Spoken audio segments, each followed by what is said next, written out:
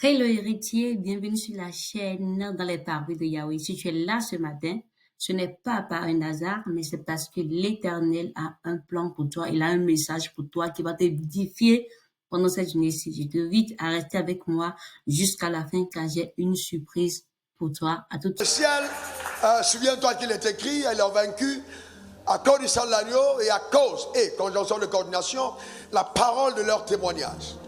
En d'autres termes, la victoire dépend pas simplement de ce que le sang émet comme voix de l'autel de la croix, mais plus encore de ton accord avec ce que le sang dit à ton propre sujet. Alors, dans le règne spirituel, ce que tu dis de toi-même est vital et important. Dieu n'a pas envie de violer les territoires de ta destinée. Il a envie que tu coopères avec sa pensée pour toi, par ta foi, afin d'amener en manifestation ce qu'exactement il a déjà arrêté souverainement dans les sciences qui te concernent. Et chacun d'entre nous devrait prendre la décision de vivre le type de vie que Dieu lui a réservé dans les cieux. Écoute-moi attentivement. L'enfer n'a pas assez de pouvoir. Les sorciers n'ont pas assez de pouvoir. Tes ennemis n'ont pas assez de pouvoir. Même celui qui prétend te maudire n'a pas assez de pouvoir pour occulter ta destinée et t'empêcher de vivre le type d'histoire que Dieu t'a réservé sur la terre des hommes. Il faut bien que certains d'entre nous apprenons à nous séparer et nous dépouiller des opinions des autres et vivre totalement sur la fréquence de la vérité à notre égard. Écoutez-moi bien, la vérité c'est pas comme la météo. Non, non, non, la vérité ne change pas. Ce sont les opinions qui changent. Les opinions des gens à ton égard vont changer, mais la vérité est stable. Oh, ta manière de dire amen m'embête. Il est donc important d'aligner ta vie sur la fréquence de la vérité. Ce n'est pas ce que ton compte bancaire émet comme information qui détermine qui tu es. Non, non, non, non, non, non, non, pas du tout alors. Ce n'est même pas ce que tes amis racontent à ton propre sujet. Parce que bien des fois, dans la vie, quand ils dépassent déjà certaines personnes qui ont été avec toi pendant longtemps, c'est clair et net qu'ils commencent à dire des choses de toi qui ne sont pas agréables. Parce que chaque fois que le succès se balade, l'échec n'aime pas voir le succès passer. Parce que le succès montre à l'échec quel est le visage de l'échec. Il ne faut jamais oublier que quand tu es ton succès, tu deviens pour ceux qui ont échoué en miroir, dans lequel ils n'ont pas envie de voir leur visage. Tes contemporains veulent donner une excuse à leur échec en salissant ton succès. Tu n'as pas compris. Tes contemporains vont vouloir donner une excuse à leur échec en salissant ton succès. Je dis encore, tes contemporains voudront donner une excuse à leur échec en salissant ton succès. C'est pourquoi ils diront: est-ce que c'est clair? Est-ce que c'est normal? Est-ce que tu sais où il a mis la main? C'est tout à fait normal. Enfin, si on ne dit pas ces choses-là, tu n'appartiens pas à la lignée de Christ. Il a dit: si on a fait ça au bois vert, qu'en sera-t-il du bois sec? C'est vraiment étonnant, amen, c'est même choquant de voir les enfants de Dieu qui veulent déterminer leur existence par les likes de Facebook. Je suis désolé. Je suis désolé. Je vois certains de vos photos sur Internet. Vous êtes plus préoccupés de comment est-ce que vous paraissez avec votre coiffure ou alors avec votre costume. Ce n'est pas ça qui compte. Faites très attention aux opinions des gens. Faites très attention quand les gens vous acclament simplement. En fait, le fait que les gens vous approuvent peut être un signe clair que le ciel n'est pas d'accord avec vous. L'âge est le chemin qui mène à la perdition. Étroit est celui qui mène au succès. Clair, la Bible a été claire là-dessus. Le salut, le chemin est très étroit. La corruption de cette génération, c'est d'essayer de plaire à tout le monde. Il faut arrêter de plaire à tout le monde. Est-ce que quelqu'un comprend? Il faut arrêter de plaire à tout le monde. Aujourd'hui, parce que tu es en responsabilité, on ne peut plus te parler n'importe comment, on ne peut plus te dire n'importe quoi. Jésus a dit à Pierre: rien de moi, Satan. Il n'a pas dit Peter, il n'a pas dit Pedros, il a dit Satan. Eh bien oui, il n'a pas regardé au visage de Pierre pour voir comment est-ce que Pierre allait se sentir. La vie spirituelle, ce n'est pas ton visage, ça dépasse ta personne. Il faut bien que tu comprennes que cet enjeu, ce n'est pas ta personne. Amen. Tu dégages trop d'odeur personnelle. Il faut que tu descendes un peu. Il faut que tu diminues. Il faut que tu décroisses. Et que Jésus soit vu. Il s'agit de Christ. Est-ce que quelqu'un comprend ça? Il faut arrêter ça. Il faut arrêter. Diminue un peu. C'est quoi ton problème? Il a dit: arrière de moi, Satan. Et puis quand les gars, vous savez, écoutez-moi attentivement. Écoutez-moi très bien. J'ai dit hier, quand je causais avec ma soeur et son mari dans leur chambre, à 1h30 du matin, quand j'ai descendu les voir, je leur ai dit: le pain attire la foule et la parole bâtit les disciples, construit les rois. Quand Jésus a multiplié le pain, il a eu la foule. Mais la royauté, ce n'est pas avec le pain, c'est avec la parole. Puis il a dit, à qui d'autre irons-nous? Car tu as l'argent, car tu as le travail, car tu as le pain, car tu as le poisson. Qu'est-ce qu'il a dit? La parole. Heureux êtes-vous quand les gens vous suivent pour la parole. Heureux êtes-vous quand la parole est la motivation pour laquelle vous êtes en train de côtoyer. Non. Le pain, non. La parole, oui. Est-ce que quelqu'un comprend de quoi je parle? N'acceptez jamais dans votre périmètre quelqu'un qui n'a pas fait l'expérience de l'absence du pain. Tant que le test de l'absence du pain n'est pas encore arrivé, vous n'êtes pas sûr que la personne est véritablement un disciple. Un disciple, c'est quelqu'un qui, à des moments clairs, se rend compte, il n'y a pas de pain, il n'y a rien. On sait très bien que tu es capable d'en donner, mais tu ne donnes pas. Et tu observes pour voir ce qu'il va faire. On n'a rien à manger. Eh bien, Jésus a dit, qu'est-ce que vous avez?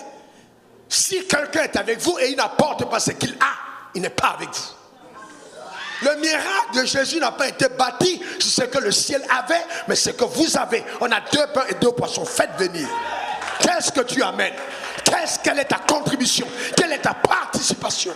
Aucun fils, véritablement fils, ne va des kilomètres au loin pour dire je viens simplement. Eh bien, qu'est-ce que tu as entre les mains?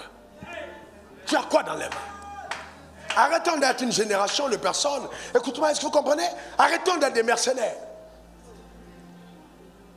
Est-ce que quelqu'un comprend ça? Nous devons amener les gens à une autre dimension. Si on a envie de faire bouger le monde, comme Jésus a bougé le monde, on doit faire l'évangile comme il a fait l'évangile. Amen. Il n'y a pas, le disciple n'est pas au-dessus de son maître. Tout disciple accompli sera comme son maître. Eh bien oui. Pierre pouvait dire, mais pourquoi tu m'envoies prendre le poisson dans l'eau? Attends, tu n'as pas vu mon âge? Mais c'est quoi ces jeunes d'aujourd'hui? C'est pas parce que Dieu t'a oint, non. Il s'est tu. Il dit, va à la mer pêcher le poisson. Et puis on va payer les taxes avec.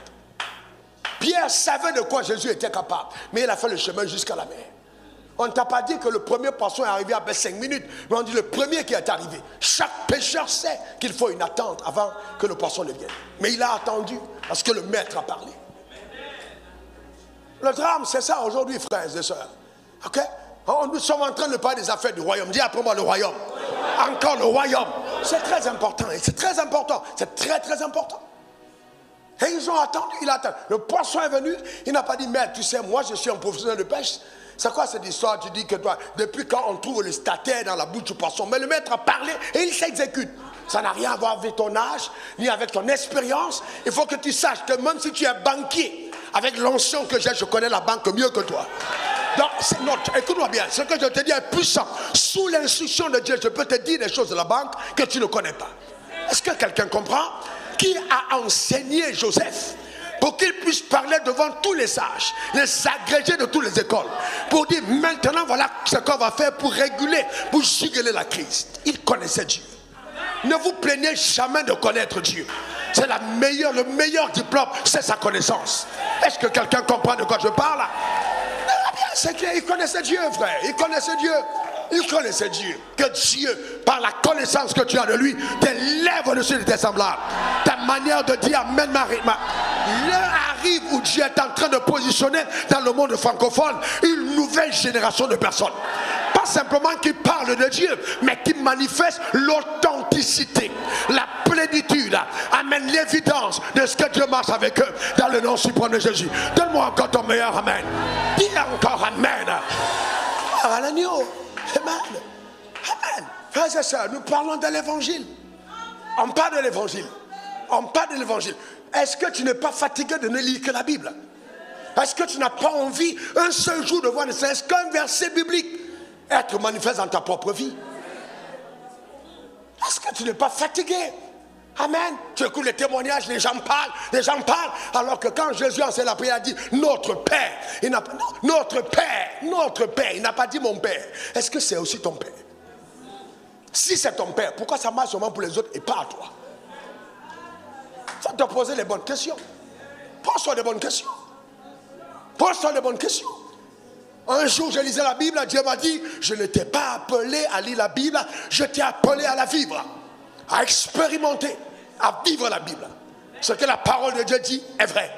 Donne-moi ton meilleur amen. Ah, c'est ton moment, c'est ton moment. Mais faites découler mon temps déjà. Ce que la Bible dit est vrai. Donne-moi ton meilleur amen. Donne-moi encore ton meilleur amen. Dis à ton voisin, il faut que ça marche. Non, dis-lui encore, il faut que ça marche. Non, dis-lui encore, il faut que ça marche. La parole de Dieu est faite pour marcher. Il faut que ça marche. Il faut que ça marche. Il faut des évidences tangibles. Amen. Il faut des évidences tangibles. Il faut qu'on arrête d'avoir une génération de personnes qui sont simplement là pour se plaindre. Est-ce que vous savez, frère, je vous donne un conseil. J'ai déjà commencé à vous parler ce soir. Écoutez-moi attentivement. Écoutez-moi, leader, écoutez-moi très bien. Si vous êtes surnaturel, ne faites pas confiance à un collaborateur naturel. Jamais. Est-ce que vous comprenez? Jamais. Ne faites pas confiance à un collaborateur naturel. Il faut qu'il ait votre plumage. Jésus, qui est le roi des rois, Amen, n'a pas dit je suis le roi des à peu près rois. Ou le roi des esclaves, il dit roi des rois. Donc c'est-à-dire qu'il accepte dans sa lignée les personnes qui ont son ADN. Roi des rois, pas roi des esclaves. Et il dit dans Jean 14, verset 12, et regardez ce qui est écrit, Jean 14, 12, mais c'est incroyable. Celui qui croit en moi, celui qui croit en moi fera les œuvres que je fais. Il en fera même de plus grandes parce que je m'en vais au Père. Amen. Donc, le fait de croire, ce n'est pas quelque chose dans mon cœur, je sais que je crois, je sens l'onction, non, on veut voir les évidences. Ce n'est pas trembler à l'église, on veut voir les évidences. Si tu sens l'onction, nous on veut voir l'onction. Comment est-ce que ça agit dans ta vie? Celui qui croit en moi fera les œuvres que je fais. On n'est pas une église de spectateurs. Acte 1, verset 8, vous recevez une puissance, le Saint-Esprit survenant sur vous et vous serez mes témoins. Les témoins, le témoignage, l'évidence, la démonstration de ce que ça marche. Pourquoi est-ce que, aux yeux de plusieurs d'entre vous, je suis crédible? Parce que vous m'avez vu entrer dans cette ville. Je ne suis pas entré dans cette ville avec un coffre, hein, mon fils. Ah non, je ne suis pas entré dans cette ville avec un coffre. Je suis entré dans cette ville, mais n'avait rien du tout. J'ai passé mes premières nuits à la gare de bus. C'est une fierté pour moi de le raconter, parce que Jésus ne m'a pas menti. Je n'ai pas poursuivi quelque chose qui venait d'ailleurs d'autre que ce que Jésus m'avait dit. Est-ce que quelqu'un comprend? Amen. Donc, frères et sœurs, vous devez comprendre ça. Et donc, si le maître est passé par un chemin, eh bien, pourquoi est-ce que vous voulez empêcher que ceux qui vous suivent expérimentent le même chemin que vous? Toute personne qui a très trop pitié du papillon qui rampe l'empêchera de devenir, ouais, de la chenille qui rampe l'empêchera de devenir un papillon qui vole. Parce qu'ils veulent l'aider. Et il y a des process dans lesquels personne ne peut t'aider. Si ce n'est Dieu qui te laisse passer par là. Pas parce qu'il te déteste, mais parce qu'il te construit. Il te construit. Il te bâtit de l'intérieur. Il est en train de faire quelque chose dans ta propre vie. Amen. Que Dieu bénisse ton âme. Et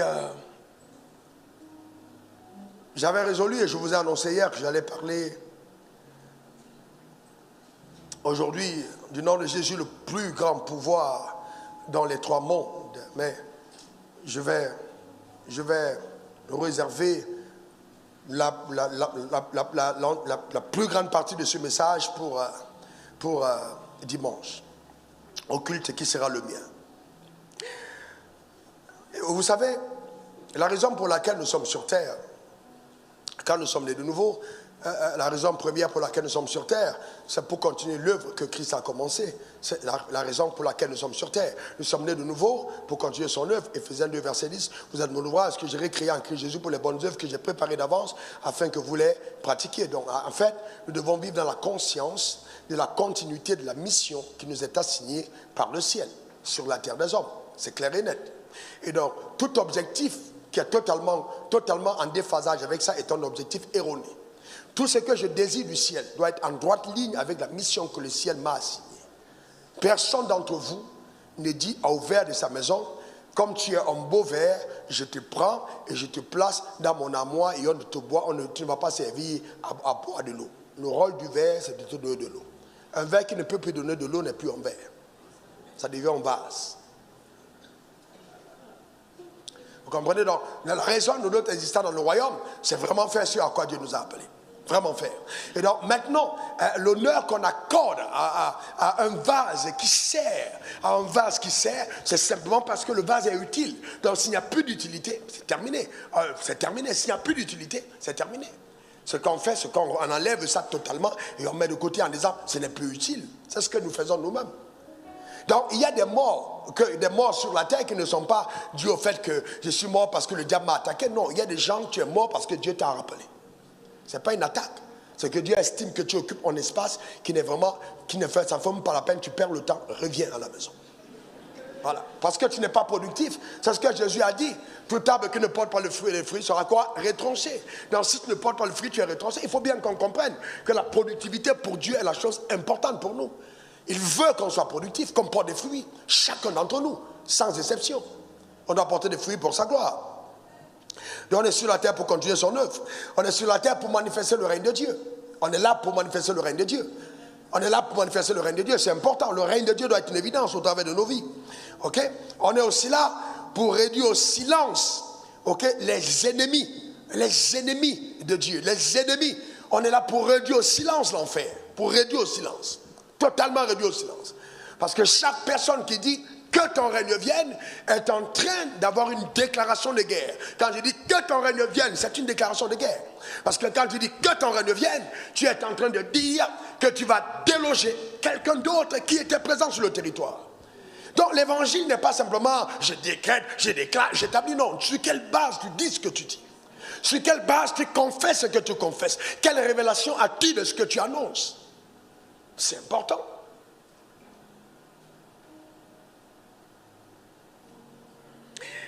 Et donc, voyez donc, j'introduis juste cette pensée. Quand on parle des trois mondes, je voudrais parler, voyez-vous, il y a les cieux. Hein, nous parlons des cieux, d'accord? Et nous parlons de la terre, nous voulons parler du ciel, nous voulons parler de la terre. Mais je voulais parler aussi du monde de l'enfer. Parce qu'il a dit, je bâtirai mon église. Ok, et les portes de ce jour des morts ne vont pas prévaloir contre elle. D'accord? Il y a ce monde-là, ce monde, c'est cette puissance des ténèbres, qui est un autre monde, qui voudrait s'opposer totalement à la manifestation du règne de Dieu sur la terre des hommes. Mais Jésus est le pouvoir, amen, le nom qui a le pouvoir le plus élevé dans les trois mondes. C'est pour ça que Jésus est un privilège incroyable pour quiconque le reçoit dans sa vie. C'est juste incroyable. On en parlera en profondeur le dimanche. Alors maintenant, revenons sur le fait que Jésus lui-même est un prototype. Il est un prototype. Donc il n'a pas simplement voulu être la méga star, la personne qui a tellement fait des choses comme Superman, et puis on est là, on regarde des films, on dit waouh, Jésus est puissant, waouh. Non, chaque chose que Jésus a faite, chaque chose qu'il a été capable de faire, il veut être capable de performer de la même manière. Donc ce qu'il attend de nous, c'est que nous nous croyons capables de dupliquer, de refaire de ce qu'il a manifesté sur la terre. C'est pourquoi on est un disciple. Un disciple est un suiveur discipliné de Christ. On a beaucoup plus de convertis dans nos églises, enfin personne n'est de nouveau, que des disciples du Seigneur. Alors qu'il y a deux axes dans la grande commission. Premièrement, gagner les âmes. Deux, faire des disciples. Donc, une âme qui est gagnée, suivez-moi, c'est très profond ce que je vais vous dire. Une âme qui est gagnée mais qui n'est pas disciplinée peut devenir, voyez-vous, une opportunité pour le diable. Parce qu'une fois que tu es gagné, qu'est-ce que Dieu fait? Dieu te donne des grâces. Dieu t'accorde des dons pour son service. Mais à partir du moment où tu n'es pas un disciple, tu deviens une porte d'accès pour le diable. Et la Bible dit, si les lumières qui sont en toi sont ténèbres, alors grandes seront ces ténèbres. Donc Dieu sait que la lumière qui est en toi peut être enténébrée. Donc comment donc la lumière qui est en moi peut être enténébrée? Par le fait que je ne laisse pas la lumière continuer de grandir et prévaloir dans mon homme intérieur. Et ça, c'est une œuvre personnelle. Par le renouvellement de mon intelligence. Romains 12, verset 2. Donc si donc la lumière qui est à moi est ténèbre, ce qui se passe, c'est qu'avec l'onction que j'ai et la puissance que j'ai, je commence à prêcher un message qui n'a rien à voir avec ce que Jésus m'a demandé de prêcher. Donc si je ne prêche pas ce que Jésus m'a demandé de prêcher, je commence à prêcher des doctrines de Satan, claires et nettes. Simplement, mais avec l'onction du Saint-Esprit. Personne de vous ne veut avoir dans le ventre de sa femme l'enfant de son voisin. Et c'est exactement ce qui se passe. Aussi longtemps qu'on ne veille pas soi-même sur la rencontre qu'on a avec les Écritures, on ouvre notre intelligence au fait d'avoir un discours qui soit totalement erroné et qui ne vienne pas de Dieu. Alors, écoutez-moi très attentivement. La majorité de nos discours qui attirent beaucoup de personnes, généralement, la majorité sont des discours de l'enfer à la fin des temps. Je peux vous donner une liste. Je vais vous donner une liste de ces discours qui ne sont pas totalement scripturaires. Pas du tout. Qui n'ont rien à voir avec le fait que Jésus soit mort à la croix. Rien à voir du tout. Qui sont des discours qui redonnent à Satan une place qu'il a perdue. Jésus dit, je voyais Satan tomber du ciel comme un éclair. Et aujourd'hui, nous remettons Satan sur le trône de nos églises. Donc, il est important qu'on comprenne que Jésus est un prototype. Hein? Celui qui croise à moi fera les œuvres que je fais, il en fera de plus grandes. Ce n'est pas étonnant de voir que le jour où Jésus veut passer le ministère, eh bien, regardez ce qui va se passer cette nuit-là. On va voir ça. C'est assez étonnant. Hein? Matthieu 14, verset 25 à 33. Regardez comment il passe le ministère. Mais il n'a pas donné le ministère à celui qui l'aimait. Hein? Celui qui l'aimait, vous savez très bien, comme la Bible dit, c'est vrai que c'est écrit par lui-même, c'était Jean. Mais regardons comment est-ce que Jésus a donné le ministère à passer le relais. À la 4e veille de la nuit, Jésus alla vers eux marchant sur la mer. Alors, certains collaborateurs pensent, parce que mon leader ne me traite pas, ne me donne pas certains privilèges, alors il ne m'aime pas. Non, pas du tout. Je suis désolé. Vous pouvez aimer quelqu'un et ne pas lui transmettre ce que vous avez. Ce que vous transmettez à un collaborateur, à un fils, n'est pas déterminé par votre amour pour lui, mais déterminé à son amour pour vous. C'est important. C'est important. Donc, il ne faut pas seulement dire, oh, moi je suis près du révérend. Il y a des gens qui viennent, et puis bon, est-ce que je peux faire un selfie? Est-ce que je peux faire une photo? Et j'ai dit tout le temps aux gens, écoute-moi très bien, c'est pas parce que je suis dans ta photo que ta vie change. Ma présence dans ta photo, ça ne change pas. Ça ne change pas ta vie, pas du tout. Ma présence dans ta photo, même si elle est collée aux cheveux de ton lit, ne change pas ton histoire. Ce qui change ton histoire, c'est ce que ta vie devient après ma rencontre, et non le fait qu'on ait pris la photo ensemble. Jamais quelqu'un, une souris qui a fait la photo avec un lion n'est devenu un lion. C'est une souris à côté d'un lion, c'est clair et net. Et dans le règne spirituel, on sait très bien qui est qui. C'est pas la photo qui fait toi.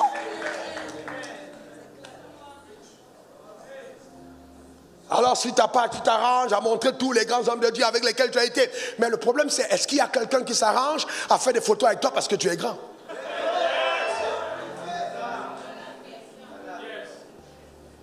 Oui, non, c'est vraiment important. C'est vraiment important. Ah non, ouais, c'est vrai. Les gens qu'on côtoie, c'est eux qui déterminent ce qu'on devient. Mais écoutez-moi très bien, Judas a côtoyé Jésus et il est mort pendu. Il a côtoyé pendant 3 ans. Donc tu peux côtoyer la sommité du monde et ne rien devenir. Lucifer a côtoyé Dieu dans le summum le plus élevé et il a terminé dans les ténèbres les plus éloignées. Donc ça n'a rien à voir. Ça n'a rien à voir. Il y a l'attitude du cœur quand on côtoie. Il y a l'attitude du cœur quand on côtoie. Et beaucoup de personnes, vous savez, ne savent pas simplement être des véritables fils. Un fils, c'est quelqu'un qui a été prouvé. Regardez ce qui se passe. Attendez, je vous raconte une histoire. Alors, un jeune homme, recommandé par un grand homme de Dieu pour qui j'en ai d'homme respect, vient me voir. Il vient me voir ici à l'église. Il dit, vraiment, tu es vraiment mon modèle. Tu es vraiment la personne à qui je veux ressembler. J'ai dit, ok, super. Je l'accueille. Et parce qu'il a été recommandé par quelqu'un que je respecte, je ne lui mettrai pas en doute une seule recommandation que peut me faire mon ami, par exemple. Pas du tout. Il me parle de quelqu'un, je vais tout faire parce que c'est lui qui m'appelle. Dans les relations d'alliance, à ça que ça sert. Alors il arrive ici et puis, bon, je le reçois, après il fait un deuxième voyage, et puis je lui donne même la parole. Mais il se trouve étrangement, après je prie pour lui. Et quand je prie pour lui, j'avais discerné une grâce incroyable, des dons particuliers. Et je prie pour la personne comme je n'ai pas fait avant ce temps-là pour quelqu'un d'autre. Il s'en va dans son pays, il commence à manifester une grande grâce. Vraiment une grande grâce. Et j'entends dire maintenant en retour, quand les gens lui disent, ouais mais attends, le révérend, c'est mon fils spirituel. Authentique il soit, authentique. Il dit, c'est mon fils spirituel, c'est mon fils spirituel. Vous savez, l'histoire de l'onction, ça ne ment pas. Vous devez faire très attention. Parce que chaque grâce que vous recevez est protégée par les anges qui escortent la personne. Si un homme de Dieu porte la grâce, l'onction de la prospérité, et quand vous jouez avec lui, vous terminez dans la pauvreté. Il n'y a même rien à dire. Parce que chaque pièce a le pile et le face. Pile et face. Ce n'est même pas déterminé. Le drame, c'est quoi? C'est que je peux être par l'onction. Viens, mon fils, viens. Je peux par l'onction. Je dis, reçois l'onction. D'ailleurs, quand je dis reçois l'onction, je ne peux pas te permettre de recevoir l'onction en une prière. Ce n'est pas vrai. Ce n'est même pas biblique. Parce que tu ne peux pas donner l'onction à quelqu'un par une prière. Tu peux recevoir la touche de l'onction par une prière. Tu peux être impacté par l'onction qui te permet dans une saison d'opérer sous la grâce qui est la mienne. Mais il faille que pendant cette saison d'accélération, que toi-même, tu commences à creuser certaines choses et à t'aligner à la grâce qui t'a impacté. Si tu ne le fais pas, je suis désolé, ça ne marche pas. Ça ne marche pas. À combien de personnes les plus grands hommes de Dieu ont imposé les mains? Ils sont devenus quoi? Vous pensez qu'un grand homme de Dieu devient grand homme de Dieu parce qu'on lui a imposé la main? Je peux vous donner les noms des hommes de Dieu qui ont percé dans l'univers. Et je vous dis, qui lui a imposé la main? Il y a des gens que Jésus a rencontrés dans leur chambre. Tu ne peux pas savoir la puissance de ton cœur. Le cœur, quand ton cœur est engagé, même s'il y a absence d'un homme de Dieu dans le parage, Jésus entrera dans ta chambre. Parce que c'est une question d'appel de Dieu. C'est Dieu qui t'a appelé. Ce n'est pas un homme de Dieu qui t'a appelé.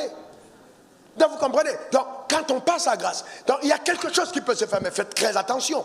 Les choses se manifestent à l'extérieur, mais ce qui garde ton succès, c'est d'abord ton cœur. C'est ton cœur.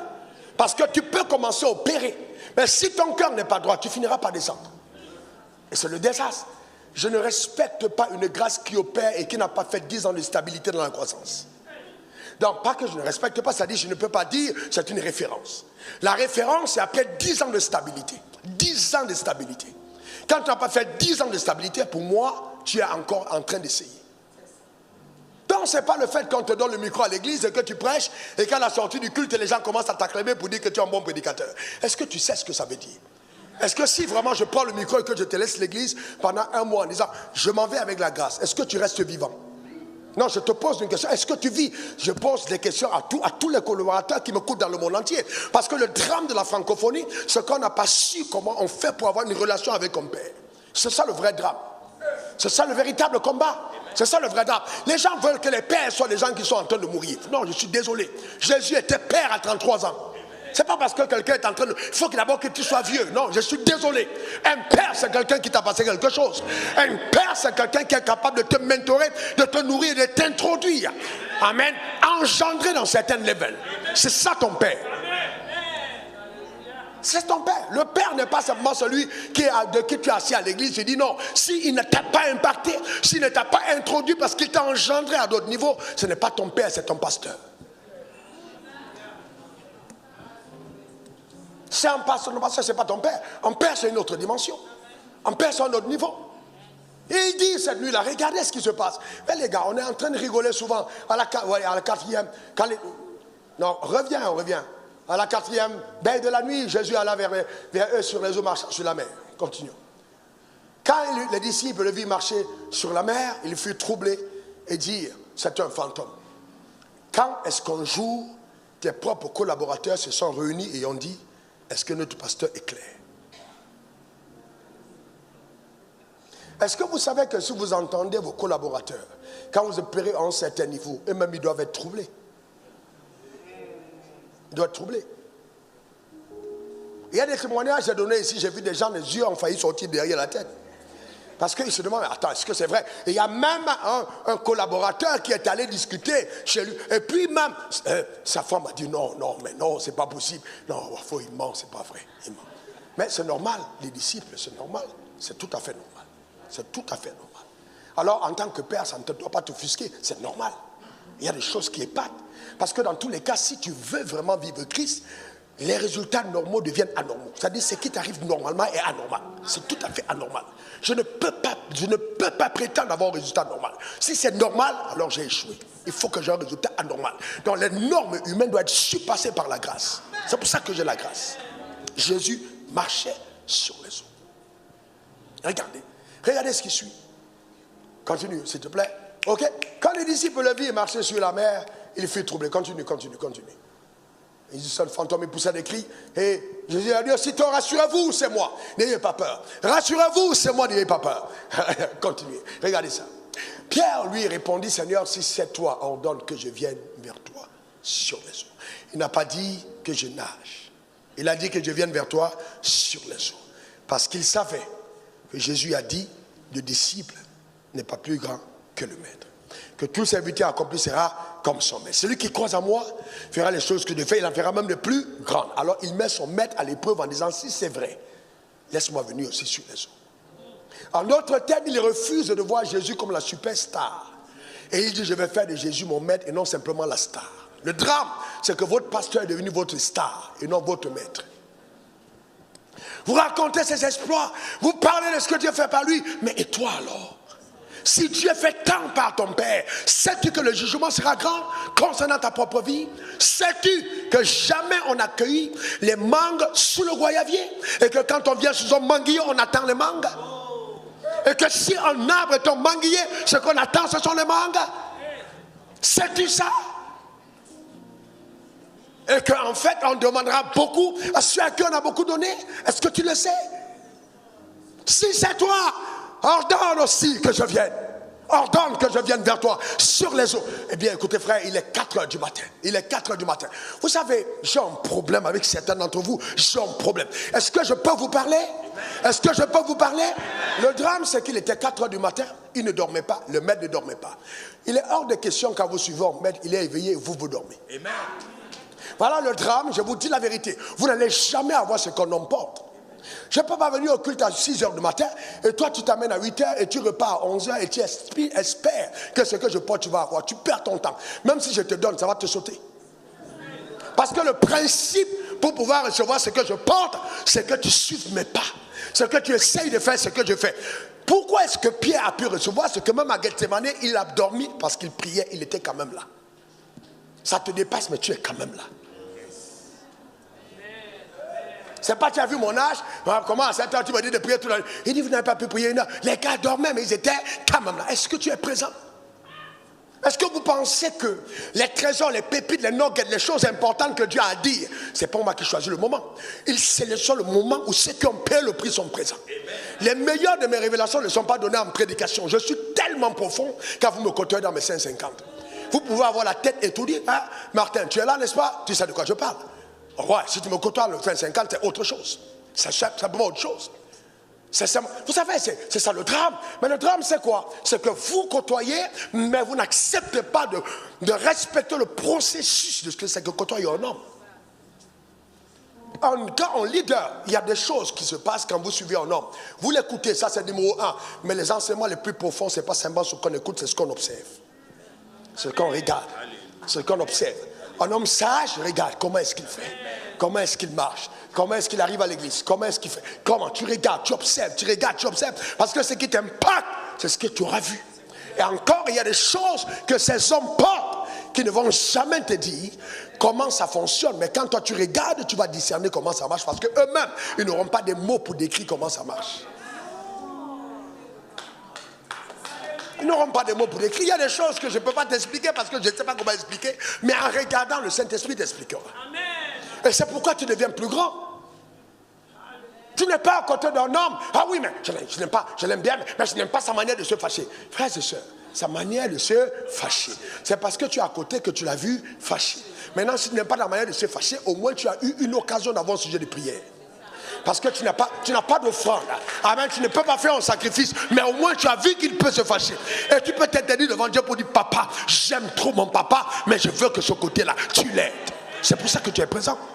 Et donc quand le ciel te voit commencer à gémir et à parler devant le trône de la grâce pour la transformation, il y a quelque chose qui quitte de lui pour entrer à toi.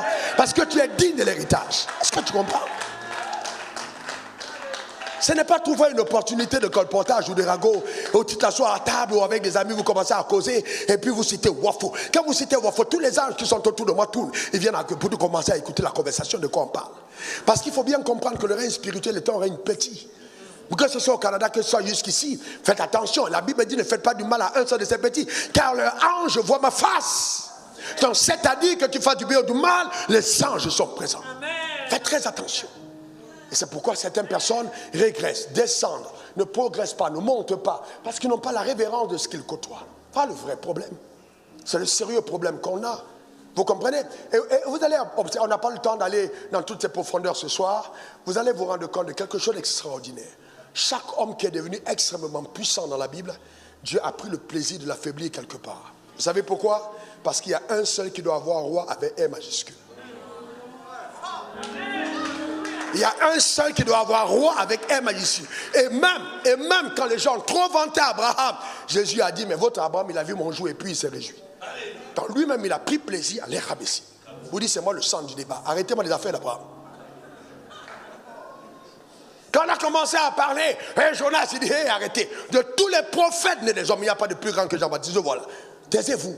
Et Jean-Baptiste a dit de moi qui n'est pas digne de délire la couloir. C'est pour dire, c'est pour mettre fond au débat, pour dire laissez les autres. C'est moi là, c'est moi l'acteur principal. Tous les autres là, c'était juste du bavardage. C'est moi qui suis en scène. Jacob n'a pas été boiteux parce qu'il a volé, il a été boiteux parce qu'il a rencontré Dieu. La rencontre était tellement profonde qu'il ne fallait même pas avoir une seule occasion de se vanter. Quand l'apôtre Paul dit, j'ai prié 3 fois que cette écharpe me soit ôtée, il m'a dit, non, ma grâce suffit. Pourquoi? Parce que Dieu veut que quelque part, il y a quelque chose en toi qui te dise, si je ne suis pas appuyé sur lui, je ne peux pas y aller. Comment quelqu'un qui boite peut-il gagner le 100 mètres? Ça, c'est le message de dimanche après prochain. Comment le boiteux a remporté le 100 mètres? Comment tu peux aller plus vite alors que tu boites? Parce que Dieu veut t'amener, justement, à amener tous les parieurs à dire, il ne va pas réussir. Ce gars ne va pas réussir. On va parier pour dire, regarde, entre Moïse et Tant, qui peut libérer le peuple? On dit un bègue comme lui là, un bègue comme lui, est-ce que Dieu va l'utiliser? Dieu prend toujours plaisir à laisser quelque chose. Et ce quelque chose devient la raison pour laquelle le ciel commence à t'amener à une autre dimension. Donne-moi encore ton meilleur amen. Je déclare établi sur ta vie que tu atteindras les objectifs que le ciel t'a assignés au nom suprême de Jésus. Donne-moi ton meilleur amen. Dis encore amen. C'est toi un moment. C'est toi un moment. Et vous savez que dans la dimension de tout ce que Jésus faisait, amen, tout ce que Jésus faisait, oh non, oh Dieu Tout-Puissant, aide-nous. En fait, je veux même me repentir devant Dieu de n'avoir pas souvent partagé certaines profondeurs. Parce qu'en fait, ça n'aide pas l'Église. Ça ne vous aide pas. Sérieusement. Est-ce que vous savez qu'il y a des choses que vous obtenez que vous n'avez pas demandé? Est-ce que vous savez, je vous dis sérieusement, Dieu est mon témoin vivant. J'ai eu accès au palier, pas seulement de l'argent, mais de la grâce et de l'onction qui permet d'accompagner ce que Dieu m'a donné sans avoir prié pour ça. Et il y a des choses qui sont rattachées au chronos de Dieu pour ta vie. C'est-à-dire, personne au temps marqué, parce que tu es en train de faire ce que Dieu t'a demandé, c'est le ciel même qui vient dire, à cette étape, voici ce que tu dois avoir. Ce n'est pas quelqu'un d'autre, ce n'est même pas une imposition de main, ce n'est pas une huile d'onction simplement, mais c'est l'étape où tu dois avoir. Donc quand on convoque les fils à une saison comme celle-ci, c'est une saison à laquelle une visitation doit avoir lieu. Pour aller à un autre niveau, donne-moi ton meilleur amen. Donne-moi encore ton meilleur amen. Arrête de dire oui, dans tous les cas, je suis connecté en direct, frère. Si j'étais appelé en live et que tu pouvais te déplacer, l'onction ne passera pas par internet. Tu n'as pas compris de quoi je parle? Je dis, écoute-moi très bien, tu es dans la ville d'Abidjan et tu pouvais venir, tu es mon fils. Tu dis, je vais être connecté. Jamais tu n'auras ce qu'il y aura ce soir. Parce que les choses de Dieu ne sont pas simples. Si tu ne payes pas le prix, jamais elles ne te seront données. Le vrai problème, c'est ça. Ah, je vais être à la maison, je ne veux pas. Non, non, non, non, non. Non. Ton père te convoque. On te dit, il y a une réunion. Et puis toi, c'est ce jour que tu mets un business à faire. Dis-toi que ça a échoué. C'est pas possible. Comment ça va marcher? Tu es un fils, tu es une fille. Ce n'est pas possible. Même si je m'étais, le silence doit te faire prendre conscience. Ce n'est pas normal. Si c'est toi, 4 heures du matin, le maître doit quand même comprendre que nous sommes des pères de famille, on doit dormir. Voilà le langage des francophones. Je suis un père de famille, je dois dormir. On a travaillé toute la journée, lui-même sait. En tout cas, Jésus, il est exceptionnel, lui peut ne pas dormir toute la nuit. À partir du moment où tu penses que ton père peut faire quelque chose que tu ne peux pas faire, tu es disqualifié. Tout ce que ton père fait, tu dois faire. Tout ce que ton père fait, tu dois faire. Tout ce que ton père fait, tu dois faire. Je déclare que non seulement ma grâce, mais celle de l'oncle, celle de la famille, descend sur toi. Reçois ça au nom de Jésus. Donne-moi ton meilleur amen. Dis encore amen. Ce que ton père fait, tu l'as fait. Et puis, imaginez un moment, je suis prédicateur de l'évangile. Amen. Avant d'être un homme d'affaires, si je suis devenu multimilliardaire, tu dois être multimilliardaire. Ta manière de dire amen m'inquiète. Donne-moi ton meilleur amen. Vous savez pourquoi? Parce que, pasteur, avant d'entrer dans cette phase, Dieu a dû lutter avec ma pensée. Et il y a des choses que je ne savais pas vraies. Parce que je n'ai pas vu ça de mon père. Mon père ne l'avait pas. Quand Dieu me rend visite pour me dire je vais le faire, je dois lutter avec le concept religieux qui me fait penser qu'un homme de Dieu ne peut pas faire les affaires. Donc j'ai une bataille parce que je n'ai jamais vu. Et c'est là où j'ai appris dans le royaume des cieux que le certificat de propriété n'est pas signé avec le bic, c'est signé avec le regard. Dieu ne te donne pas le contrat que tu as signé, il te donne la possession que tu as vue et pour laquelle tu as cru. Donc on ne possède pas parce qu'on a signé un contrat chez le notaire. Le contrat notarié de Dieu, c'est la foi en ce qu'il t'a montré. Parce que ce qu'il t'a montré, et c'est pourquoi tu as cru, devient une possession. Donc que tu dormes ou que tu veilles, sans savoir comment, les choses qui coulent de la tête de ton père finissent par descendre sur ta vie. Oh, ta manière de dire amen m'embête. Donne-moi ton meilleur amen. Elles finissent par descendre sur ta vie. Que tu le veuilles ou pas, elles descendent sur ta vie. C'est pour ça que même si tu as voyagé et qu'on t'a envoyé quelque part dans une autre église, on t'a invité, ne dors pas sans avoir entendu ce que le ciel voulait te dire. Et la seule manière de l'entendre, c'est qu'est-ce que j'ai prêché ce jour. Parce que dans tout le cas, le lait qui coule de la mère ne coule pas pour l'enfant du voisin, ça coule pour son enfant d'abord.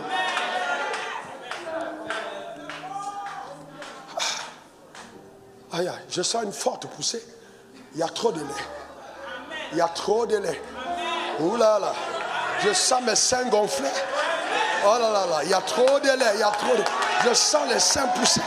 Il y a quelque chose que le ciel te réserve. Oh, il y a trop de lait. Il y a trop de lait. Il y a quelque chose. Amen. Amen. Est-ce que tu sais, les autres goûtent, ils disent c'est sucré. Mais quand tu goûtes, tu sais que c'est ta nourriture. C'est pour toi. C'est à toi. Reçois au nom de Jésus. Donne-moi encore ton meilleur amen. Dis je reçois. Assieds-toi, assieds-toi. Cette nuit-là, quelqu'un dit après moi à 4 h du matin. Quelqu'un dit après moi à 4 h du matin. Cette nuit-là, cette même nuit, Jésus est sur les eaux. Et puis, regardez ce qui se passe. Regardez ce qui se passe, rapidement s'il vous plaît. Regardez ce qui se passe. Pierre lui répondit, Seigneur, si c'est toi, ordonne que je vienne vers les eaux. Allons-y, continuez s'il vous plaît, gars. Ok, il leur dit, viens, il lui dit, viens. Pierre sortit de la barque et marcha sur les eaux pour aller vers Jésus. Est-ce que vous pensez que c'est vrai? Est-ce que vous pensez que c'est vrai? Très bien. Ça peut paraître vrai. C'est réel, mais ce n'est pas vrai. Parce que dans le principe divin, Dieu ne viole pas ses propres lois. S'il a dit, la loi l'a poussé d'Archimède, que tout objet qui a du poids va entrer sur les eaux. Que tu sois pape, que tu sois pasteur, que tu sois n'importe qui, quand tu te mets sur les eaux, tu entres. La seule chose qui te donnera de ne pas entrer là où tout le monde entre, c'est une parole qui se tient entre toi et le principe. Donc si cette parole est entre toi et le principe, à partir de ce moment tu peux poser tes pas, pas sur l'eau, mais sur la parole qui t'est donnée pour que tu marches sur cette eau. Donc ce n'est plus simplement l'eau sur laquelle tu marches, c'est la parole que Dieu te donne. Et tu auras une parole ce soir. Il y aura quelque chose que Dieu va te donner. Tu auras une parole ce soir que Dieu t'accordera. Une parole. Une parole. Une parole. Une seule parole. Écoutez, vous savez, je peux vous dire la vérité, le vrai problème, et je prie de tout mon cœur, et j'ai prié avec ma femme, le vrai problème. Nous prions tout le temps pour ça. Écoutez-moi très bien, ce n'est pas la performance du discours qui fait un homme de Dieu. Non. Un homme de Dieu, c'est ce qu'il transporte. J'ai ce combat avec beaucoup de personnes. Le monde francophone est tellement immature que nous pensons que l'homme de Dieu, c'est le discours. C'est qu'est-ce que cet homme transporte. Quand il parle, qu'est-ce qui se passe? Quelle capacité a-t-il de mobiliser les forces surnaturelles? Comment sa parole peut-elle amener à manifestation de choses qui étonnent l'entendement? C'est ça un homme de Dieu. Alors, cette nuit, il a marché sur les eaux. Je vous pose une question. Sur ces eaux, Quand Pierre a commencé à marcher, il y avait combien de personnes? Il y avait combien de personnes? Il y avait combien? Il y avait qui et qui? Il y avait qui? Je prie que dans ta famille, il y ait 2 personnes. Que les autres membres de ta famille restent dans la barque et que tu sortes de la barque. Et que ta présence après qu'aborde fasse de toi quelqu'un qui pose le pied hors de la barque. Ta manière de dire amen m'embête. Il y a des contrats que tu signes qui sont des contrats sur les eaux, pas dans la barque. Donne-moi ton meilleur amen. Des percées que tu as sur les eaux qui ne sont pas habituelles, qui ne sont pas normales. Comment peux-tu expliquer que quelqu'un à Abidjan, dans une église francophone à Abidjan, quelqu'un vient te dire, pasteur, je ne veux pas qu'on sache que c'est moi. Dieu me met à cœur de mettre 2 milliards pour le projet. Je mets mes 2 milliards, mais ne dites à personne que c'est moi. C'est-à-dire plus 4,5 millions de dollars. Je ne veux pas qu'on sache que c'est moi. Mais attends, pasteur, mais tu as ouvert le compte. Ouvre le compte. Je veux mettre mon argent dans ce compte-là. Je veux mettre mon argent. Et que quelqu'un d'autre vienne te dire, je veux, moi j'ai 1,5 million. Et que tu as des personnes qui se lèvent comme ça. Et tu dis, mais attends, est-ce que c'est normal? Eh bien oui, ce n'est pas normal. Alors je vais te dire, Dieu ne veut pas que tu aies des résultats normaux, que tu aies des résultats extraordinaires. Donne-moi encore ton meilleur amen. Dis encore amen. Eh bien c'est très important, c'est très important, c'est très important. Ne pensez pas que Paul était éloquent. Paul n'était pas éloquent. Paul était un bon écrivain. D'ailleurs lui-même il reconnaît que je suis venu vers vous en état de faiblesse, avec crainte et tremblement. Il le dit lui-même. Mais voyez-vous, mais il était puissant en écrit. Mais les évidences de son ministère, de ce qu'il faisait, étaient là la preuve. Le drame du monde francophone, c'est qu'on nous a infantilisés avec des discours sucrés. Alors le drame, sucré, des discours de la religion. Alors, continuons rapidement, ok? Mais voyant que le vent était fort, il eut peur. Et comme mon frère a développé ça, et comme il commençait à s'enfoncer, il s'écria, Seigneur, sauve-moi. Maintenant, viens, Edem, viens, sauve-moi. Viens, allez, continue. Aussitôt, Jésus étendit la main. Alors, viens, Edem. Alors, au moment où il s'enfonce, Jésus étend la main. Jésus ne marche pas. Pourquoi Jésus étend la main au moment où il s'enfonce? C'est qu'il était à 1 pas. Généralement, dans le règne spirituel, la tempête s'élève. Quand tu as 1 pas de quelque chose d'incroyable, tu as 1 pas, c'est pas 2, pas 3, 1 pas. Le diable sait que si tu poses le prochain pas, c'est Jésus lui-même. Et c'est là que tu commences justement à avoir une tempête qui se lève. Deuxième leçon, jamais Jésus ne va permettre que tu sombres à une distance éloignée. Il ne va jamais permettre. Pourquoi? Parce qu'il est maître des temps et des circonstances. Donc même la tempête qui s'active ne s'active que selon le chronos de Dieu. Sachant que tu n'es plus loin, elle peut monter. Sachant qu'on peut te sauver. Si on ne peut pas te sauver, elle ne s'intensifie pas. Aucune tentation n'arrive au-delà de tes forces. Si elle s'élève, c'est parce que tu es proche. Jamais parce que tu vas sombrer, parce que Jésus n'est pas loin. Elle veut détourner ton regard simplement de l'objectif qui est déjà là. Ce soir, c'est ta soirée. Ce soir, c'est l'impactation. Ce soir, Dieu te rend visite. Mets tes émotions de côté. Mets tes pensées de côté. Mets toutes ces choses de côté. Ce soir, c'est ton soir. Tu ne pars pas d'ici comme tu es venu. Ta manière de dire amen m'embête. Ce soir, c'est ton soir. Maintenant, regardez. Chacun dans sa position. Regardez. Regarde, il tient sa main. Et regardez la suite, rapidement. La suite. Aussitôt, Jésus étendit la main. Le saisit là, il dit, homme de peu de foi, pourquoi as-tu douté? Continue. Pourquoi Jésus appelle peu de foi? Tu as fait une plus grande distance sur les eaux. Pourquoi c'est quand tu es proche que tu doutes? Est-ce que tu sais que la foi est grande quand elle atteint les objectifs? On va revenir dessus peut-être dimanche. Et il montait dans la barque, ok? Dans la barque et le vent, c'est ça. Alors écoutez-moi bien, quand Jésus l'a tenue, la barque était proche ou elle était loin? Elle était quoi? Alors qu'est-ce qui s'est passé? Les deux ont commencé à marcher. Et tous les autres les ont observés. Souvent la tempête arrive pour attirer les regards, attiser les critiques. Que les gens commencent à passer, ils se disent, ils se prenaient pour qui? C'est bien fait pour lui, il est un homme mort. Vous savez qu'on ne respecte pas les vivants, on respecte les survivants. On ne respecte pas les vivants, on respecte les survivants. Si une crise ne t'a pas laissé pour mort et que tu as survécu, tu n'es pas encore dans la crise. Les véritables crises sont celles qui te laissent pour mort. Mais quand tu survis, c'est là où le respect des hommes commence à t'être donné parce que tu as survécu. Ma main levée vers le ciel. Je déclare établi que ce soir, la grâce des survivants t'est accordée au nom suprême de Jésus. Donne-moi encore ton meilleur amen. Dis encore amen. Et ils sont montés dans la barque. Et le verset qui dit, viens, allons-y rapidement mon gars. Ok? Et ils montaient dans la barque. Continue, et le vent c'est ça. Pourquoi est-ce que le vent, revenez. Pourquoi est-ce que le vent s'est élevé à votre avis? Pourquoi c'est quand ils montent dans la barque que le vent cesse? Vous qui pensez que les tempêtes sont normales, les épreuves qui arrivent sont normales, pourquoi le vent cesse quand ils sont entrés dans la barque? Ça veut dire que le vent a été envoyé pour empêcher que Pierre ne vive ce qu'il devait vivre. Et il montait dans la barque. Dis à ton voisin, je vais arriver à destination. Dis-le à ton voisin, je vais arriver à destination. Dis à ton voisin, avec tout ce qui arrive ce soir, je ne peux ne pas arriver à destination. Et le vent, c'est ça. Regardez. Continuons. Ceux qui étaient dans la barque vinrent se prosterner devant Jésus, lui dit, tu es véritablement. Et regardez ça. Regardez. Viens. Prosterne-toi. Viens, prosterne-toi. Même si les gens vont parler, prosterne-toi. Ok, d'accord. Ok. Ils ont dit quoi? Regardez. Tu es véritablement. Le qui? Ça m'a choqué. Parce qu'ils auraient dit, tu es véritablement Dieu. Le fait qu'ils mettent fils de Dieu derrière, c'est un message. C'est un message. Parce que depuis quand Dieu est son propre fils, dans cette dimension montre que là, ils sont en train de vénérer, d'adorer la dimension de Dieu dans un homme. Donc ce n'est pas que Dieu, mais Dieu agissant par un homme. Parce qu'il vient de voir une chose claire. Il n'y a pas que Jésus qui a fait. Pierre aussi l'a fait. Alors ils disent, c'est vrai, c'est le Fils de Dieu. C'est le Fils de Dieu.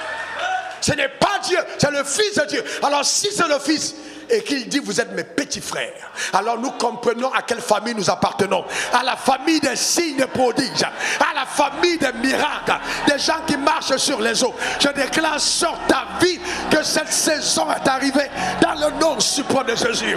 Donne-moi ton meilleur amen. Donne-moi encore ton meilleur amen. Gloire à Dieu. Mets-toi encore à genoux. Maintenant, à votre avis, il y a Jésus et qui? Il y a Jésus et qui? Comment est-ce possible que Jésus choisisse un autre leader alors que les gars se sont déjà prosternés devant lui? Là, je vous pose une question. Parce que quand les gars se mettent à genoux, est-ce qu'on peut avoir quelques gars qui viennent encore là? Rapidement, les gars, il y a quelques gars qui viennent. Regardez, quelques gars. Regardez, mettez-vous à genoux. Mais vous, ils se mettent à genoux. Bon, ça peut suffire. Imaginons. Parce que nous faites venir aussi. Ça va, voyez-vous? Ils se mettent à genoux. Tu es véritablement le Fils. Est-ce que Pierre est à genoux? Non. Pendant qu'il donne les honneurs à Jésus, Pierre est à droite. Donc, naturellement, Pierre devient leur leader. Jésus ne peut plus choisir quelqu'un d'autre. Ce serait injuste. Parce que ce qu'il a vécu, c'est ce qu'on appelle les miracles d'exception, qui te donne d'être leader naturel. Ce qu'il a vécu, tu ne peux plus le diriger. Toi qui es à genoux, parce qu'il est debout. Est-ce que tu as marché sur les eaux? Est-ce que tu as l'accréditation du miracle exceptionnel de la nuit? Jamais. Pourquoi tu veux être leader? Tu ne peux pas être leader. Donc naturellement, quand je vais le choisir, vous continuez à le respecter. Pas parce qu'il est Mr. Pierre, non, mais parce qu'il a montré qu'il est Pierre. Ce n'est pas le bavatage, ce n'est pas les ragots. Amen. Ce n'est pas, Pierre n'avait pas d'argent dans sa poche, mais il avait la foi dans le cœur. Ta manière de dire amen m'embête. Cette nuit, quelque chose est sur le point de t'arriver. Donne-moi encore ton meilleur amen. Dis encore amen. Mais vous savez que, oh mon Dieu. Alors il a élevé un fils. À partir du moment où il a vu Pierre sur les eaux comme lui, il n'y avait plus de raison qu'il reste. Parce qu'il n'était pas venu pour être le grand acteur des miracles. Il était venu pour donner son sang. Le drame de beaucoup d'entre nous dans le ministère, on te confie une tâche et toi tu déjoues la tâche. Jésus est resté fidèle à la mission, il devait mourir. Le temps moment pour vous montrer qu'il a prié 2 fois pour dire que cette coupe ne me soit pas ôtée, cependant non ma volonté, mais la tienne. Ça veut dire qu'il avait une volonté contraire à celle de son père. La religion n'aime pas entendre, mais Jésus ne voulait pas mourir à cette heure. Et il y a des succès dans la vie qui te sortent totalement de la filiation. qui t'amène à croire que ton père n'est plus digne d'être ton père. Parce qu'on est venu chercher Jésus pour le faire roi. On dit viens, on va te faire roi. Viens. Donc la tentation est grande.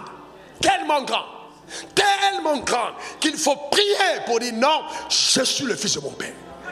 Un fils n'est pas celui à qui on donne les opportunités.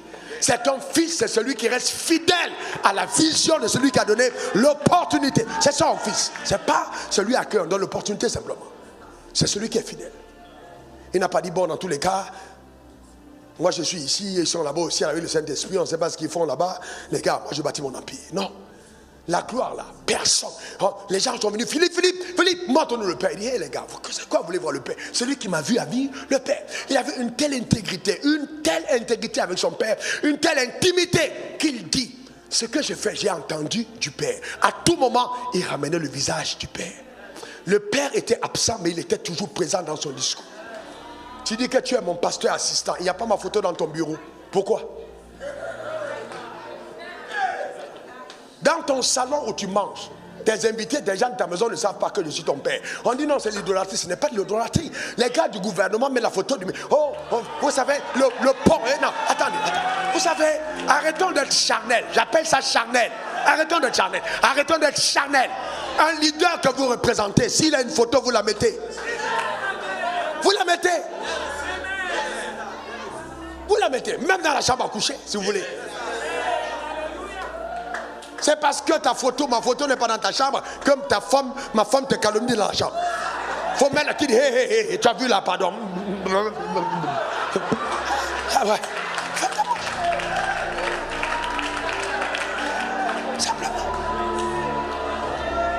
Simplement. Celui qui m'a vu a vu le Père. Aussi simple. Non, aussi simple. Donc il a tellement parlé de son père qu'on a dit montre-nous le père. Alors un de mes fils un jour, bon c'est juste un témoignage, il a changé. Alors je dis mais pourquoi est-ce que les gens que tu diriges ne sont pas à la réunion? Il me dit mais papa, mais ce que je donne est tellement puissant, tellement, ce qu'ils voient ici est tellement, qu'ils ne voient plus l'importance de venir à toi. J'ai dit ah. Donc moi je te confie les gens et puis donc les gens n'ont plus l'importance de venir à moi. Toute personne comme Père vous confie et qui ne peut plus venir au Père quand le Père l'appelle, vous êtes un rebelle. Parce que les gars qui sont restés avec Lucifer n'étaient pas ceux simplement qui ont participé au discours, mais ce sont ceux qui se sont éloignés de la gloire du Père par le discours de Lucifer. Le Fils doit être tellement transparent que quand on le regarde, on voit toujours la face de son Père. Toujours la face. Quand il parle, le Père absent ou qu'il est présent, regardez, vous pensez que Dieu l'élève par hasard? Regardez sa biographie. Son Père est déjà rappelé au Seigneur. Mais dans sa biographie, son Père est présent. Sa femme ne manque de rien, elle est vivante, il s'occupe de sa femme. Dieu ne fait... Vous savez, il n'y a pas de bénédiction accidentelle. On peut braquer par accident, mais on n'est jamais béni par accident. Dieu ne bénit pas tes aptitudes, il bénit ta capacité à obéir aux principes. Donc aussi longtemps que les principes ne sont pas respectés, tu passes à côté des visitations. C'est clair et net. Jésus l'a fait. Il dit après, il dit Père, voilà tout ce que tu m'as donné. Aucun d'eux ne s'est perdu en dehors du Fils de la perdition. C'est-à-dire, pour honorer son Père, il a gardé en traître pendant 3 ans et demi. C'est-à-dire parce qu'il aimait son Père. Il regarde Judas, il dit, hé Judas, mais il dit, mon père m'a dit de le laisser. Donc, parce que Judas est celui qui doit l'amener mourir sur la croix. Parce que les gars là sont tellement fans de lui qu'ils ne peuvent pas le trahir. Il faut un 12e qui le trahit. Donc, il garde le 12e pendant 3 ans et demi pour l'heure de la trahison. Souvent, un père te garde, tu penses que tu échappes à son regard. Mais il sait quel est le temps de ton exit. Il sait le jour où tu sors. Et quand tu sors dans la gloire de l'onction. Tu sors dans la gloire de la punition de l'onction. Parce que l'onction a toujours un réveil. Ne pense jamais qu'un homme qui est oint est un homme bête. Ne pense jamais qu'un homme qui est oint, tu fais des choses en dessous, il ne voit pas. L'homme qui est oint, c'est celui-là qui voit le dos du nageur. Quand il regarde, il voit ton dos. Même si c'était. Il voit ton dos. Jamais un homme oint n'est bête. Jamais de la vie. Jamais. Il sait ce qui se passe, même si c'était. Et il faut savoir te taire. Ce n'est pas devant tout le monde qu'on parle. On ne reprend que les fils. On laisse les mercenaires. Parce que le mercenaire, quand tu le reprends, il crée des problèmes. Le mercenaire est là pour une saison. Le mercenaire peut être venu pour aider à porter les chaises. Le mercenaire peut être venu. Le mercenaire n'est pas repris comme le fils. Le fils entre dans l'intimité, le mercenaire est gardé très loin. Donc, comment vous connaissez un fils? Quelqu'un qui est attiré vers ton intimité. Quand tu es quelque part, il a envie de venir. Quand vous voyez quelqu'un qui n'a plus envie de vous suivre là où vous prêchez, ce n'est plus un fils. Vous avez déjà vu le président arriver quelque part, on dit que les ministres sont absents. Le président arrive quelque part, on dit que le gouverneur de la zone n'est pas venu. Il n'y a que dans le royaume de Dieu on trouve des choses comme ça qui sont tollérées. Moi, j'entre à l'église, je viens à 6 h du matin. Tu entres au culte en retard, la loi a déjà commencé et puis on les chaises. Je dis au protocole aujourd'hui, je vais vous mettre à la porte. Vous continuez, je vous mets à la porte. Je ne veux pas cette bêtise. Je peux encore accepter que ce soit un homme d'affaires, mais un pasteur jamais. Absent au culte pendant que la loge commence. Alors qu'on est là depuis le matin. Et tu viens là et tout, et tu crois des pieds, tu commences à regarder à gauche, à droite. Dans quel ministère? Où? Jésus est mort pour ça et toi tu veux jouer avec ça? Frère, on n'est pas dans une affaire de copinage. On peut aller manger au restaurant, on claque les mains. Ici, jamais. C'est l'œuvre de Dieu. C'est l'œuvre de Dieu. On ne joue pas avec ça. Vous savez, on ne joue pas avec. C'est l'œuvre de Dieu. On ne joue pas avec. Un fils qui ne respecte pas les instructions doit être déchargé. Il n'y a pas d'émotion dedans. Frère, attends, un instant mon frère. Toi, tu es chef d'entreprise avec beaucoup de personnes que tu emploies. Toi, tu vas garder un employé qui n'est pas en train de faire ce qu'il demande. C'est pas possible. Comment est-ce possible? C'est ça que dans le royaume de Dieu, on pense que, écoute-moi bien, Jésus a dit, si vous m'adorez pas, les pierres vont m'adorer. Les pierres vont m'adorer. Dieu va toujours susciter des gens à la place de ceux qui ne veulent pas faire ce qu'on doit faire. C'est quoi ces conneries? Vous avez de belles voitures, vous tous là, vous avez des voitures. Mais est-ce que je ne connais même pas dans quelle voiture vous voulez? J'entre le premier, je sors le dernier. Pour beaucoup de choses. Et toi, tu ne veux pas comprendre pourquoi. Vous savez, et même vous les fils, comment peux-tu, tu as le culte, on dit le culte commence à 7 h, tu viens à 7 h et tu es à l'aise. Comment tu es à l'aise alors que tu sais que ton père est là 1h30 avant? C'est pas possible. Après tu dis je suis là depuis, je ne sais pas pourquoi je ne reçois pas. Les gars, levez-vous, je ne sais pas pourquoi je ne reçois pas. Je ne reçois pas pourquoi? Pourquoi tu ne reçois pas? Il y a le protocole de recevoir. Celui qui est à distance par internet ne subit pas les mêmes pressions de la demande, de la grâce et de l'onction. Il reçoit parce qu'il s'est connecté à l'heure. Parce qu'il respecte. Mais toi, tu montres que tu n'as pas de respect. Tu vois? Hé les gars, vous aussi vous voulez partir? Vous voulez partir les gars? Vous voulez partir? Allez, partez! Pourquoi il fait ça?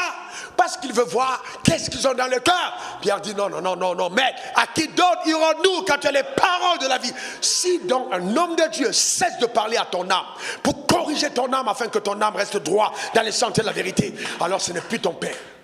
Un père qui ne peut plus te reprendre est devenu un collègue, est devenu un ami. Est-ce que quelqu'un comprend? Un père, c'est celui qui te parle, qui peut entrer chez toi. Tu es chef d'État, il dit, je suis arrivé.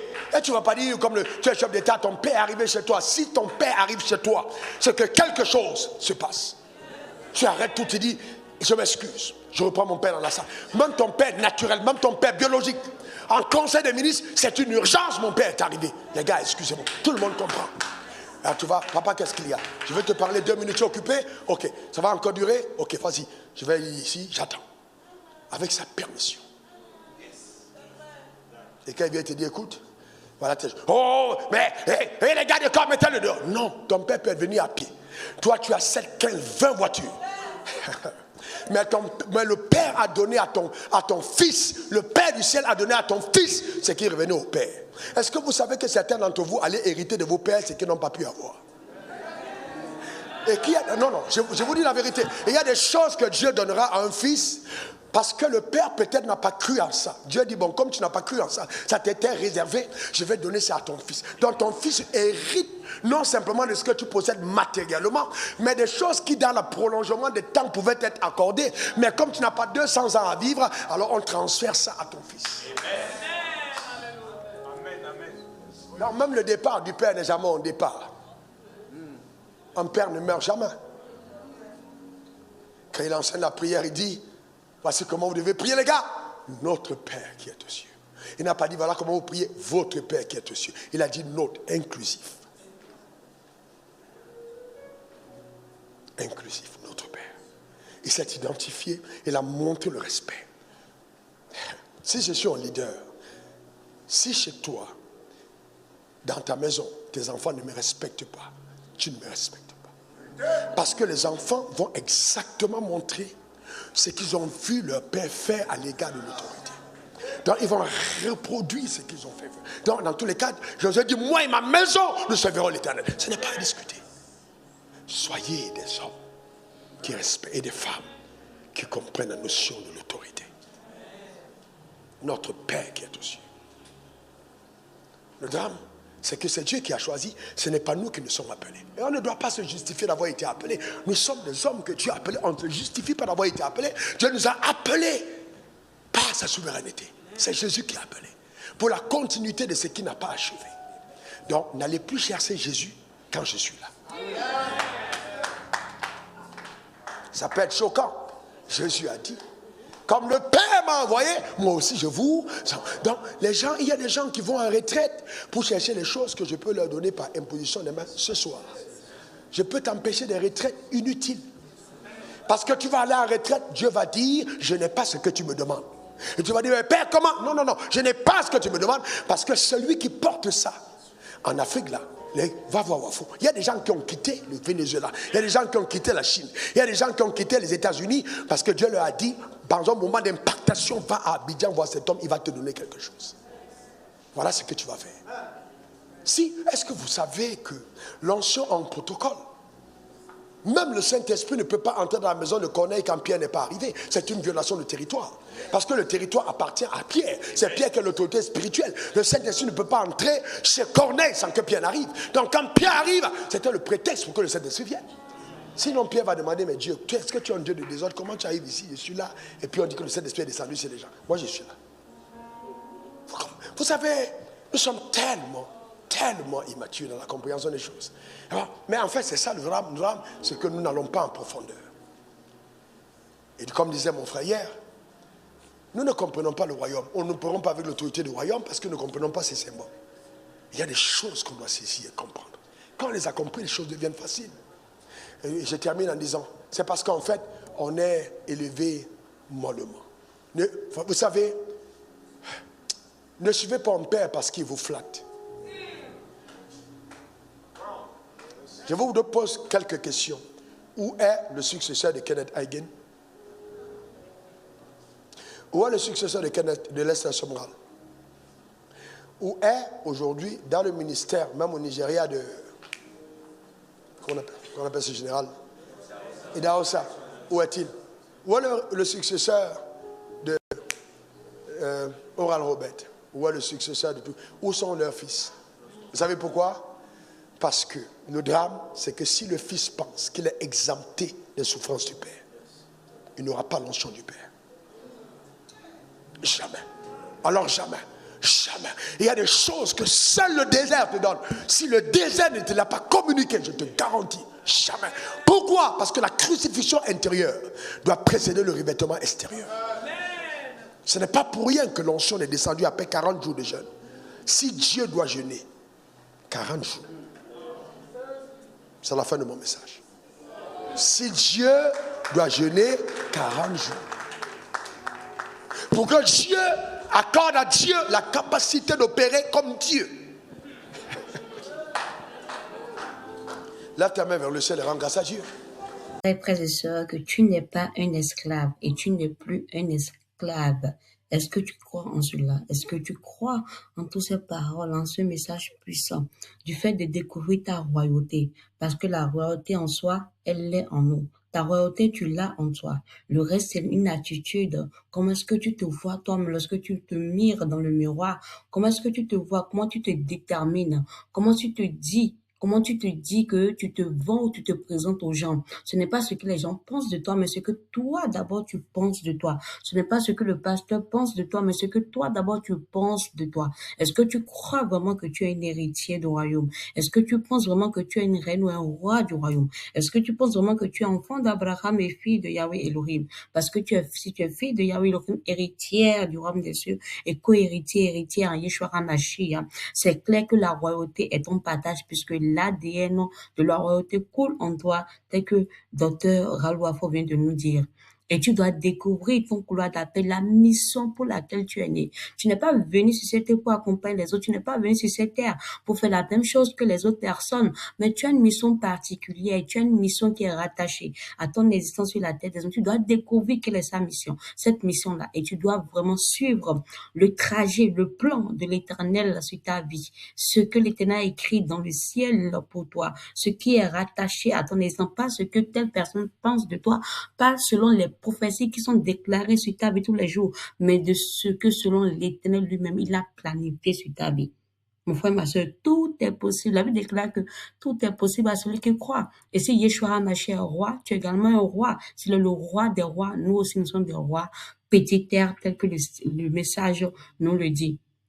Tu es né pour dominer sur la terre des hommes. Tu es né pour régner et tu ne peux pas dominer sans découvrir ton couloir d'appel, tant dans le domaine spirituel, mais également dans le domaine professionnel. Tu dois dominer dans la société, tu dois dominer dans le monde, tu dois dominer aussi dans le règne spirituel, parce que n'oublions pas que toute chose est d'abord spirituelle avant de devenir physique, en fait, matériel.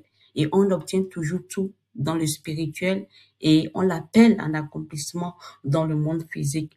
Alors, garde ces royautés en toi et cherche l'Éternel pour qu'il puisse te montrer la mission qu'il t'a confiée, ce pourquoi il t'a envoyé sur la terre des hommes, parce que tu n'es pas venu te balader. Nous sommes des voyageurs sur cette terre, nous sommes des passagers sur cette terre, et le temps passe. Nous devons vraiment nous accrocher à cette mission-là. Que la main de l'Éternel demeure sur ta vie. N'oublie pas de t'abonner à la chaîne, d'activer la cloche de notification pour être notifié chaque fois que nous avons de nouvelles épisodes, et n'oublie pas également de mettre en commentaire ce que tu as reçu de cet enseignement puissant, de cet homme de l'Éternel qui nous bénit avec des révélations puissantes. Sur ce, à la prochaine.